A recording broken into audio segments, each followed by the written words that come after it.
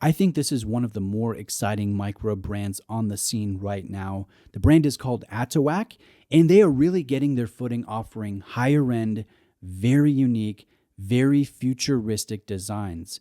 Now, I have previously reviewed the Spaceship, and that watch is a dynamic wandering hours design that has really solid lume, a cool custom shaped sapphire crystal, and I always do giveaways on gifted review watches within my Patreon group. And that Spaceship, that Wandering Hours, was genuinely difficult to send off to the winner. We have a follow-up here from the brand, another futuristic design, but this time with a tourbillon movement within. It is called the Atowak Core. Now, I have the blue version in front of the camera today. This is limited to 99 total pieces, and it will feature a floating copper dial over concentric loomed index rings. And like that previous Spaceship Wandering Hours, the lume on this core is really satisfying. This comes with a premium NBR rubber strap. It has a quick release spring bar system, so it will be fast and easy to make strap changes.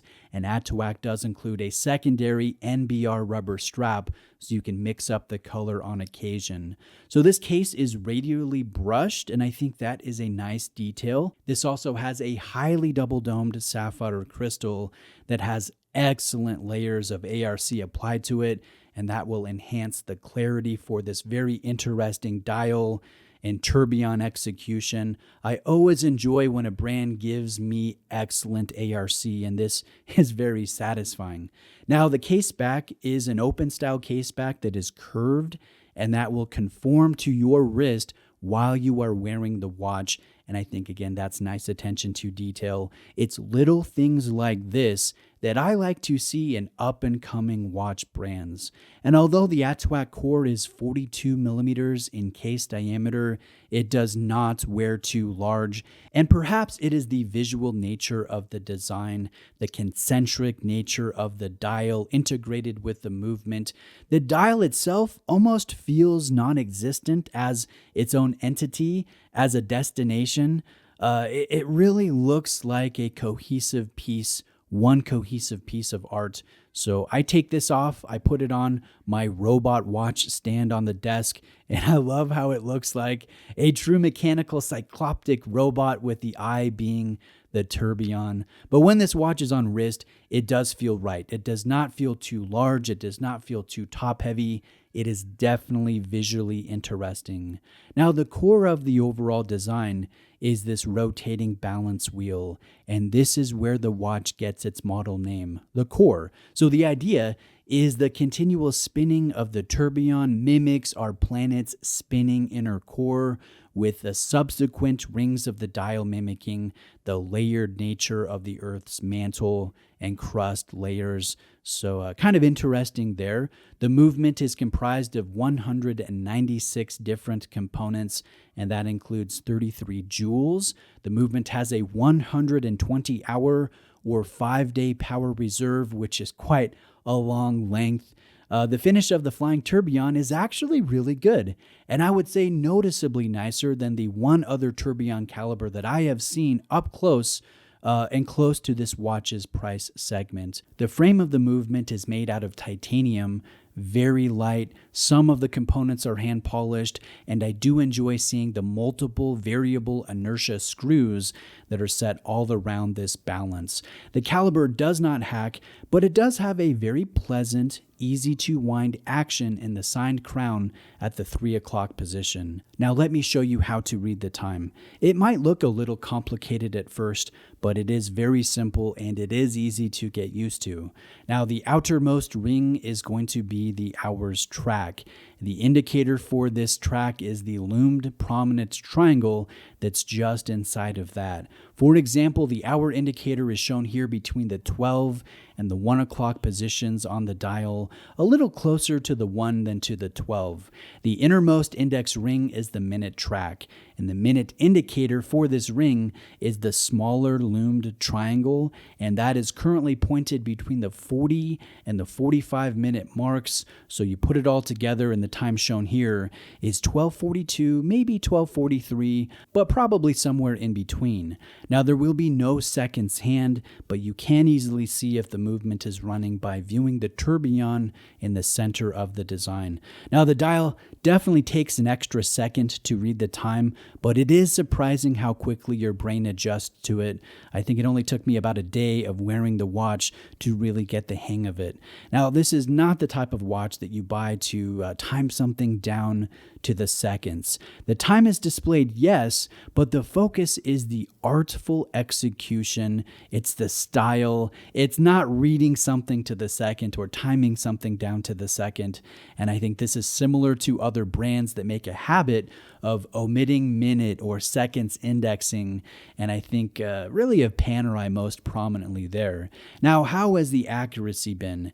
Admittedly, it's been a little difficult to tell as there is no seconds hand or individual minute markings, but it does appear to keep correct pace with my computer clock, so it has been regulated and I have seen no issues with the overall timekeeping. Now there are two places on the dial where text is found, and that is going to be the Atowak brand signature found between the 10 and the 11 o'clock position on the dial, and then in-house tourbillon flanking the 6 o'clock marker. Where could this core be improved? I've thought of two different things. One, I would like to see a good bracelet option. The rubber strap is nice. The additional rubber strap is really nice. But it would be great to get an all stainless look with a solid bracelet, an interesting design, something that's a little bit different from what's on the market. And the other thing I've thought of is the fact that Atowak is still a pretty unknown micro brand. And I would love to see them get more attention, get more credit, but I think that will slowly come over time as they continue to release well-designed, well-crafted watches, unique pieces like this Spaceship Wandering Hours and this core tourbillon that stand out and offer originality at attainable entry luxury pricing. So it's my opinion that this brand is not for beginning watch fans, with watch fans that have very little experience, maybe no experience with micro brands. I think this brand is more tailored to the veteran watch fan, someone who is not new to the hobby, someone who probably has multiple micro brands or entry-level luxury watches, someone who wants a dynamic, non-predictable addition to a weekly watch rotation, a wild card, conversation starter watch, a watch to bring to Red Bar meets or other local meetups, and maybe that changes over time, but that's the take that I have. There are two colors of the core that launch on May 21st. The full retail price is $2,699, so quite a bit to spend on a new micro brand for sure, but if you order now before the launch takes place by placing a $50 deposit, Atowak will give you a $350 discount, which is really nice. If you're interested in the core, definitely take advantage of that discount. Now, taking an overall look, just in closing, I think there is value represented when you consider the 3D copper floating dial, the really solid lume and anti-reflective treatment, the two included NBR rubber straps, and the 5-day flying tourbillon caliber. Really quite a bit to enjoy. Definitely stands out against the crowd, but it is more of an acquired taste, not necessarily meant for the masses, and that will be reflected with the 99 unit production run, and I do assume that they will sell out fairly quickly. All links are below, including a link to my Patreon group if you're interested in joining and supporting me creating watch content. Yes, I will be giving away this Atowak core within my Patreon group in the coming months. So reach out with any questions. Please subscribe if you haven't already, and I'll see you next time.